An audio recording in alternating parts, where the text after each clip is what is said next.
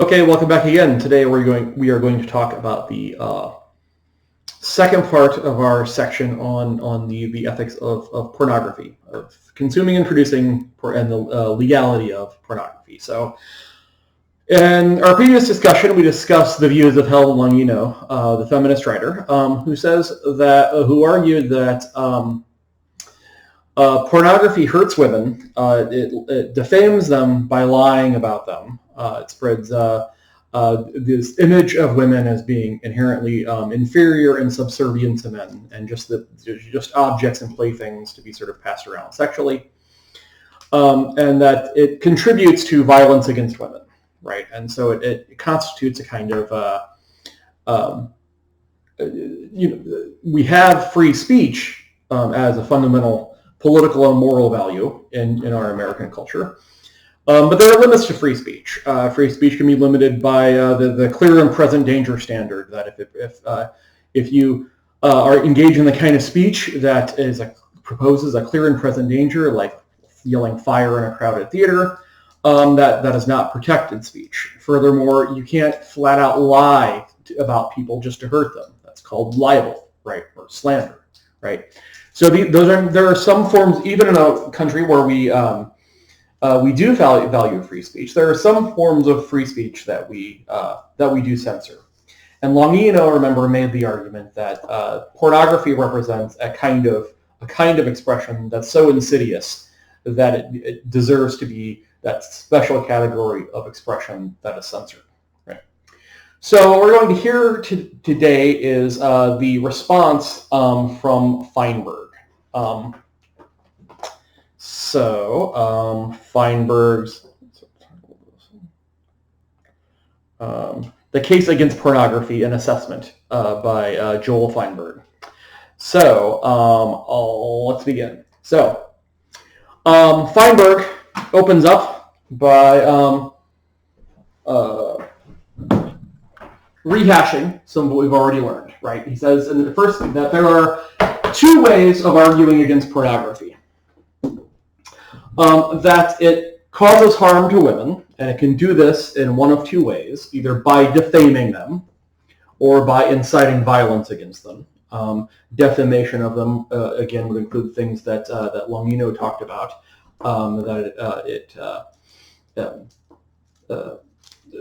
spreads sort of vicious lies about them, right? It says they are ways that they aren't, and it does nothing to counter those attitudes. Furthermore, it might be that pornography incites violence against women, in which case it would also be okay to censor it, right? In the second case, Feinberg says that we might censor pornography because we find that it is profoundly offensive to social norms, right? He doesn't really come back around to the number two down here. He spends a lot of time in the middle. He does cite, so I'll start there and work our way back in our discussion. So as far as it being profoundly offensive to social norms, the examples he gives are things like the KKK having a rally in a black neighborhood, or a neighborhood where or in a Jewish neighborhood, right? That we might find a reason to limit those sorts of activities because they are so offensive and disruptive to the general norms of society. Feinberg says that doesn't really come back around to it. Maybe we will touch on that at the end. All of these, by the way, just now's a good time to go over this, and now at the end of the course, right? But all of the articles that you read in this book are articles that originally appeared in journals, and they are edited down to fit over just a few pages in a book like this. So often in a reader like this, you will find a philosopher will begin to make an argument, and then there will be an ellipsis, and then it'll kind of tail off, and we can assume in the long form version of this argument that it's that it comes back around to check all the boxes, because if there's one thing that philosophers like to do, it's to round back and check off boxes. right? So, and be very, very meticulous in in the structure of their arguments. So, thorough. He's a good man and thorough. So now it's going to be important to. So these are the two ways of arguing against pornography. And Feinberg, in what we read, is going to comment firstly on, or entirely on the first one, whether or not pornography violates the harm principle. Right? We talked about in the last discussion about the harm principle, that a just society limits its laws only to ban those actions which cause harm to other people. That you might do a lot of things that I personally find morally offensive, but those things shouldn't necessarily be illegal. They should only be illegal when they begin to harm other people, right? Does pornography harm women then in a way that rises to the level of us of it being worse than the alternative? The alternative is censorship, right? Pretty much everybody coming into this discussion agrees that censorship and pornography are generally bad things, right? The question is, which is worse, right? So it's important to consider these arguments in light of our First Amendment values and the rights of freedom of expression. So, does pornography defame women? Well, let's take a look at Feinberg's analysis of that question. So, does pornography defame women? Feinberg's answer to this is that no, it doesn't defame them. Technically, it can't, because defamation is when I say or write something about you that hurts your reputation. And Feinberg says that pornography doesn't assert anything about women. To extract from a pornographic image or a pornographic text that the writer or the producer is making a statement generally about women rather than just the person or the character in the text or the work, requires a whole host of social context and personal interpretations, right? Feinberg is very, very concerned that there could be any sort of reliable, fair test that a court or a legal process could use to replace that personal interpretation, right? There can't be any sort of, it's hard to imagine there being such a fair standard that can perfectly define pornography and perfectly distinguish that something that a statement about a particular character in a particular work is not just about that character in that work, but it's about women generally, right? Feinberg worries that we can make very easily that same leap of logic, and people have, about other sorts of expressions of minorities, right? He talks about, well, do we take that Shylock, a greedy trader in Shakespeare's Merchant of Venice? Shylock is a Jew. He's Jewish, right? And he's kind of the original paradigm of the untrustworthy Jewish person who's taking advantage of people, right? Do we take that as being a statement on Jewish people generally? Well, I don't know. Maybe we do, right? Maybe some people do, right? But so even if it crosses that line, though, so first of all, is there any reliable test that we can manage to to see that it crosses that line? And secondly, even if it does, are we prepared to censor the Merchant of Venice, right? Or some other, any other artistic work that might have a minority character in a subservient or a villainous situation. And Feinberg is his liberal blood is chilled by this idea. He doesn't like the idea of governments replacing people's personal, moral, artistic interpretations of media with its own, right? And that should be a weapon of absolute last resort. Only when we have determined that a form of expression is so odious and awful that it really specifically damages people in a certain way, should we make the leap of censoring it.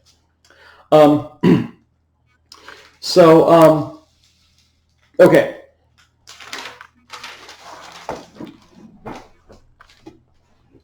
So, does pornography defame women? Feinberg says, well, technically no, because it makes no assertions about women. Taking an image or a text as pornographic is going to require interpretation, right? In the same way that we can't get from a negative representation of a Jewish person in The Merchant of Venice to a statement about Jewish people generally without a whole host of personal interpretations. There's no way Feinberg believes that we can get from a specific image of a woman viewed in a negative light in a pornographic or an explicit sexual video to pornography, right? There is no reliable fair test that a court could use to substitute for that personal interpretation. And certainly, Feinberg worries that any standard that we could apply is not going to stay limited to just the kinds of images that we want to, or in text that we want to eliminate. Any censorship is ripe for abuse. Okay, so next let's talk about whether or not it's a fact that pornography incites rape. Right, so that was the second way that it might be damaging. It might defame women, but it also maybe more insidiously, it actually incites people to rape, right, or incites people towards sexual violence. Now, I have done some research on this, and my unexhaustive research has caused me to kind of throw up my hands. I've looked into the statistics briefly, and they are all over the map on this issue. So rather than do the work that it would take to earn 3 credit hours on this issue alone, I put it to you, students. If you are curious, I will do a summary of some of my findings here in a second. But I absolutely encourage all of you that if you're curious at all about this subject, there are scores and scores of books and articles available arguing in literally every direction from this. There are people who think that it's just obvious that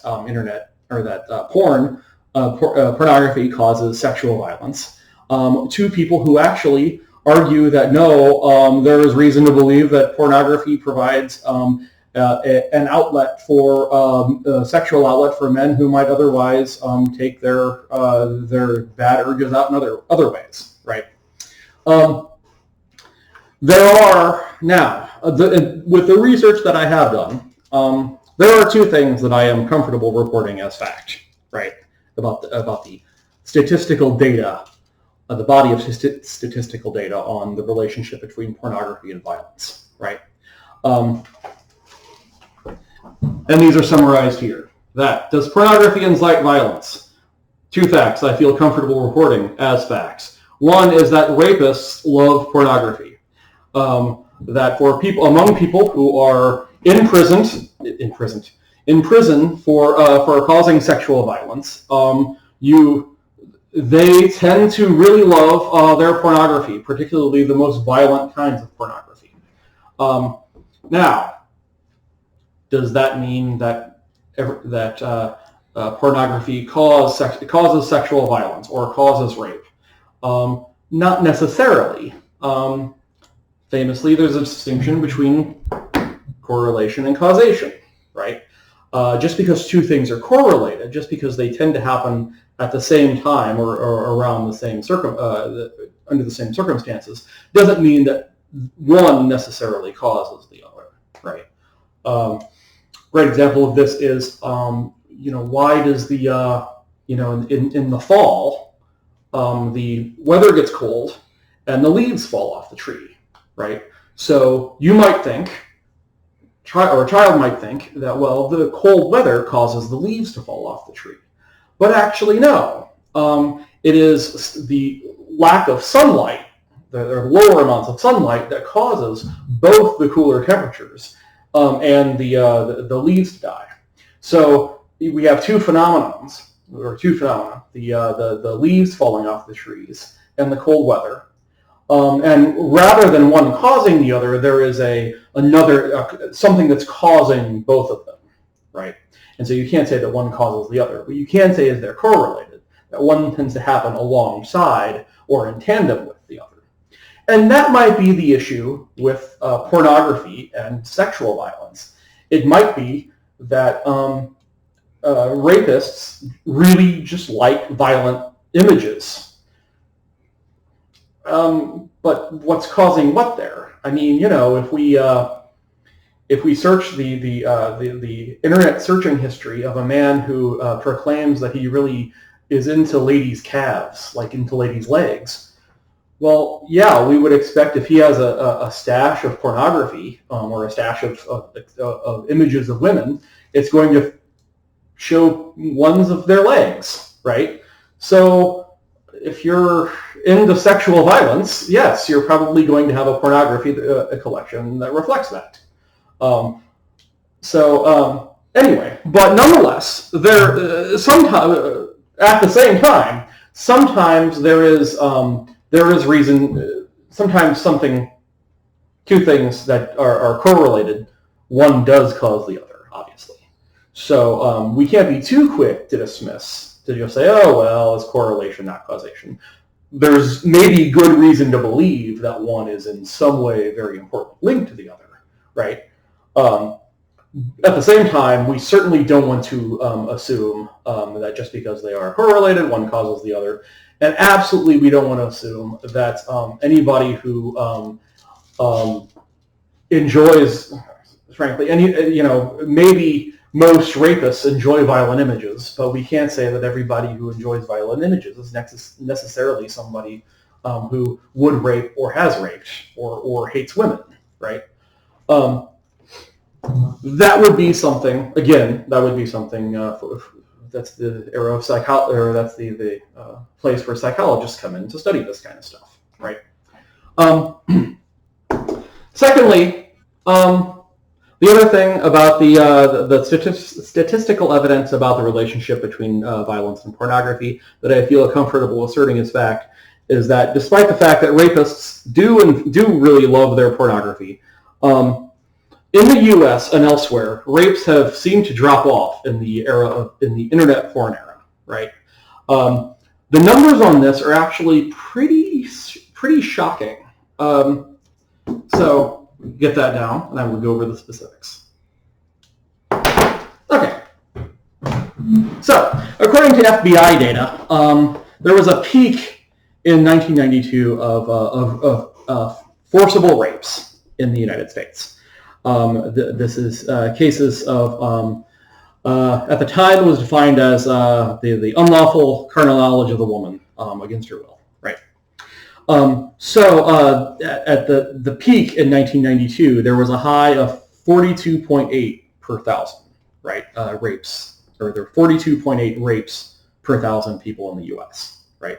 Now, in 1992 and the mid and late 90s, this begins to be the era when the internet comes along, and pornography, rather than being something that you have to sort of drive down to a seedy part of town to enjoy, is now freely available to anybody with an internet connection, right? So you would expect, if you believe that pornography and violence kind of go inexorably hand in hand, you would believe that as the availability of pornography proliferated, that violence against women and rapes would then go up in some way. What you see is exactly the opposite, right? So from 42.8 per thousand in 1992 to a low of in this trend, right? Of by 2013, that number was 25.9, and that is a shocking drop. That is an almost 40% drop in the rape rate, right? Now, since then, for reasons, right, that number has begun to climb up a little bit. Again, it's still nowhere near what it was in the early and mid 90s, right? So, listen up. I am not saying that internet porn stops rape, right? There are people who say that based on those numbers, right? I'm not one of those people. Some of those people work for a Penthouse magazine, by the way.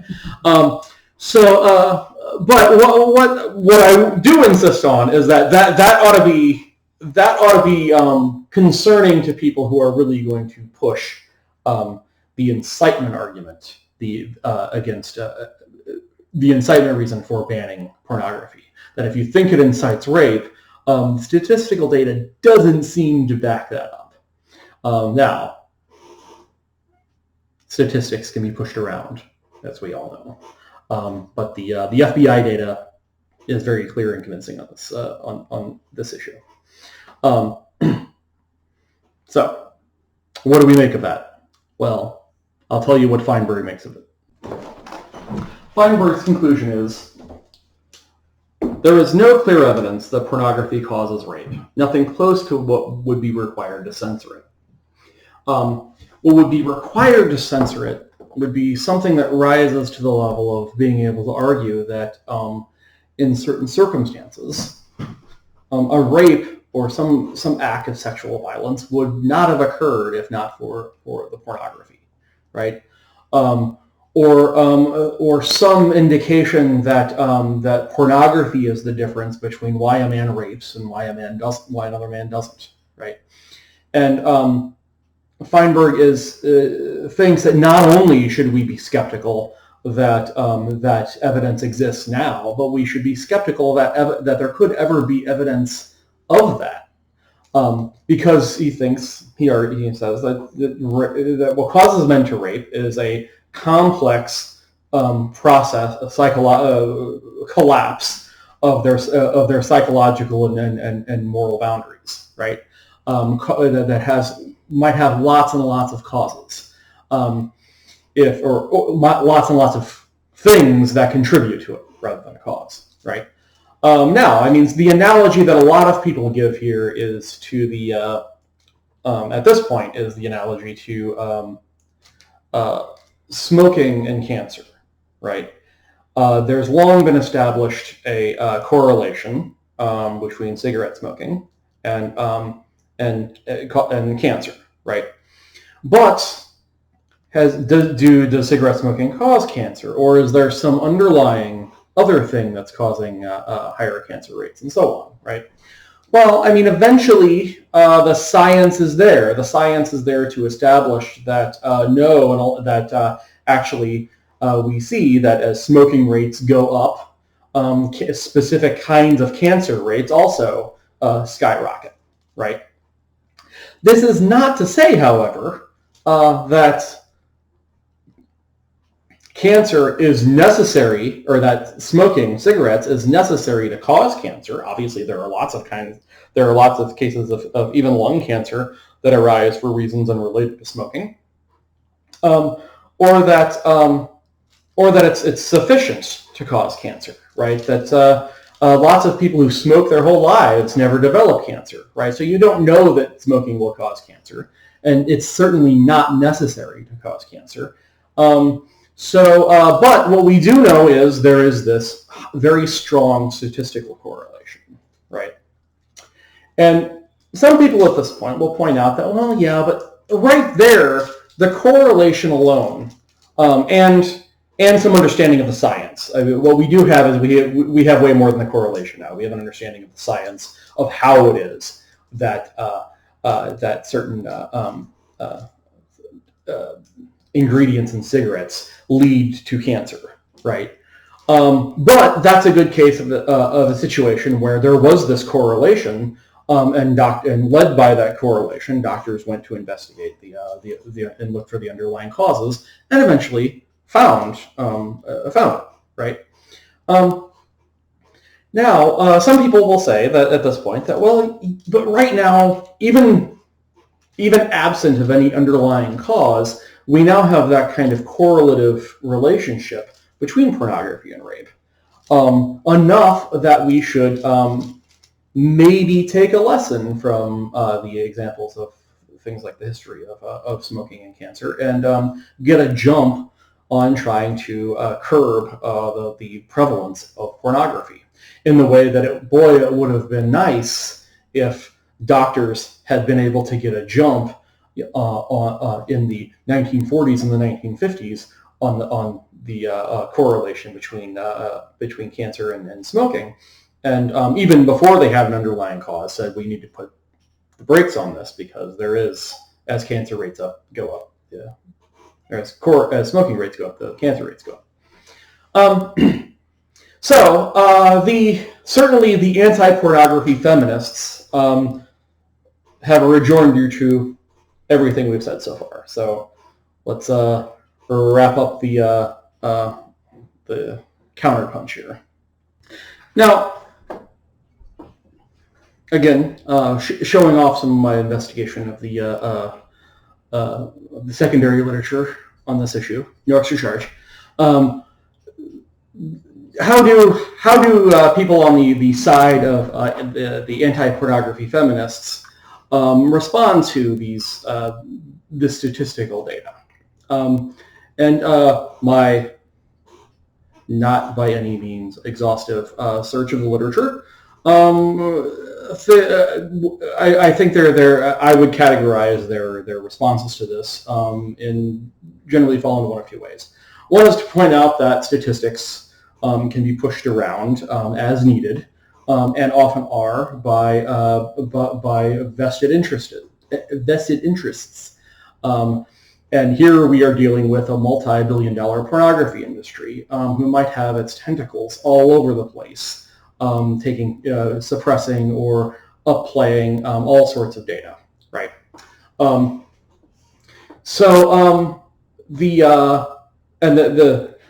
second, and by the way, lest we write that off too quickly as being sort of conspiracy-minded,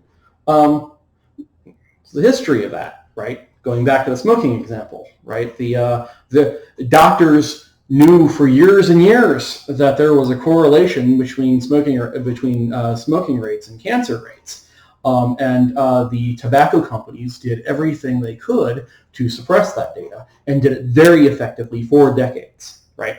In the modern era, we see the same thing with the oil companies and data on global climate change, right? So it's not too hard to imagine that there are, interests out there manipulating data about the rates of pornography and sexual violence, right? The second sort of brand of response is best summed up by the title of a piece I was reading today that says, it was from a blogger, so I don't want to endorse this, or I don't want to assign this view to any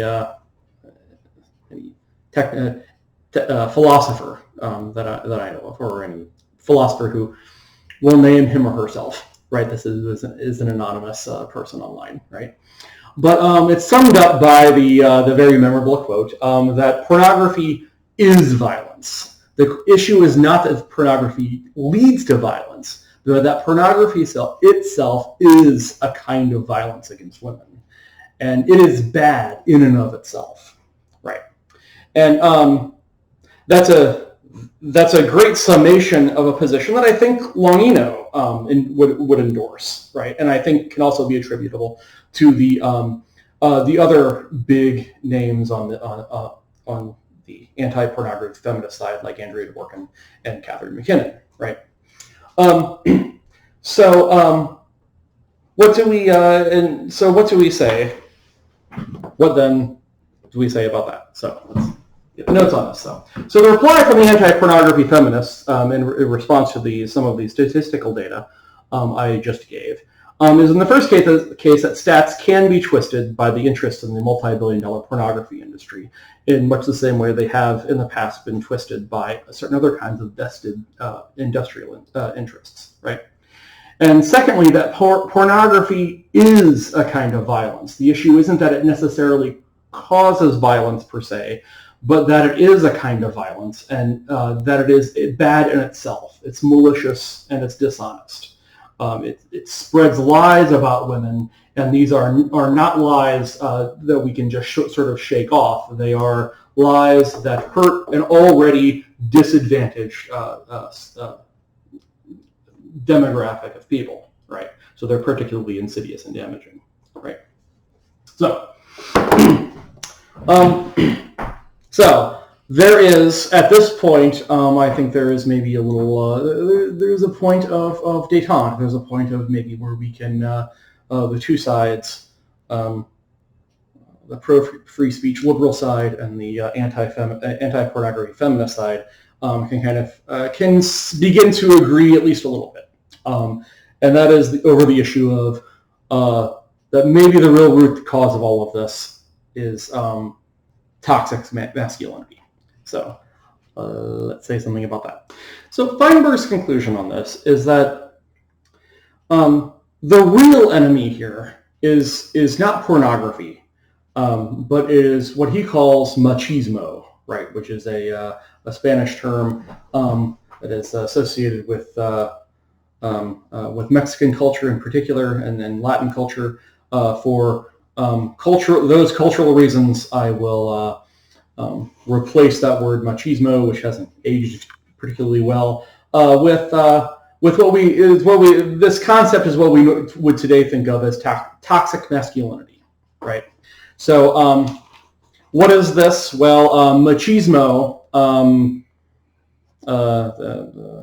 Feinberg defines as the macho male wants the esteem of his associates by being tough, fearless, reckless, wild, unsentimental, hard-boiled, hard-drinking, disrespectful, profane, willing to fight whenever his honor is impugned, and fight without fear of consequences, no matter how extremed. He is a sexual athlete who must be utterly dominant over his females, who are respected to be slavishly devoted for him, even though he lacks gentleness with them and shows regard only by displaying them like trophies, right? Feinberg just uses the word machismo as a kind of catch-all phrase for what he sees as a very, very widespread attitude in lots and lots of cultures of the big, strong, tough guy, alpha male, toxically masculine guy who is constantly looking for to take advantage of people, dominate people, and to ravage women, right? And that in this culture, how badly you treat women becomes a kind of a status symbol, right? That your dominance over women becomes a kind of status symbol. And Feinberg says, well, the only way to get to stop what we really want to stop, and that is violence against women, is to stop its root cause. And its root cause, he thinks, is this kind of macho or toxically masculine culture. Now, how do we do that, right? Well, I gotta say, at this point, I'm generally sympathetic towards Feinberg's argument. At this point, I'm a little worried in reading, because one thing I hate is when people take a moral issue or a social issue, something that we could do something tangible about right now, as soon as we get the legislation, right? And instead of talk about the specific measures we could take to stop that thing, they want to talk about some sort of abstract, nebulous, philosophical problem that nobody knows how to fix, and even in the best of times could take decades, could take years or decades to slowly change people's thinking, right? Particularly frustrated, for instance, just one example of this is how, when there's a mass shooting, right? Conversations about what gun laws might be constitutional and might have prevented this, which is what we should be talking about, very quickly are replaced with these philosophical debates over the right to own firearms, right? And whether or not and what the Second Amendment means and whatnot, right? And so here's another example of a self-hating philosopher. Sometimes they hate my fellow philosophers, right? Anyway, so I'm worried at this point that Feinberg is about to do that he's about to say, oh, well, no. Pornography, even though that's the tangible issue, forget the tangible thing. Let's talk about some sort of abstract problem, right? But actually does a pretty good job in the last couple of pages in the article, spelling out what he thinks are some specific changes, some specific steps we can take to try to stop toxic masculinity. He says, for instance, that schools need to play a role. We need to talk about how treat boys differently than we do from a very young age, rather than teaching them to solve their problems by through violence or showing off their status by pushing people around, including women. We need to teach them to talk specifically about their feelings, about insecurities and their problems, right? And other ways of resolving conflict without resorting to violence, right? We need to also demand that these attitudes change in our literature, right? And in our media and our movies, right? So that's what he thinks. He thinks that toxic masculinity is the real problem here, and that is the problem. That is the root cause of both pornography and of sexual violence, and that if we want to get rid of sexual violence, we need to really talk about and do something to change the toxically masculine culture. So to summarize, Feinberg, the real enemy is not pornography, but machismo, also known as toxic masculinity. We need to change how boys and girls think about themselves and each other, and teach them about how toxic masculinity hurts women. Okay.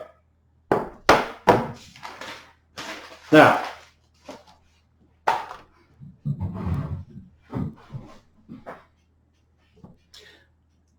to give the anti-pornography feminists the last word. To this, I can imagine them saying that, well, no, actually, pornography and rape, and I need a third hand, and toxic masculinity are all different heads of the same sort of social moral complex, the sort of the same sort of monster. And we shouldn't back down from chopping one head off of that monster if it's easy. Hit the low-hanging fruit, right? The whole thing is the problem.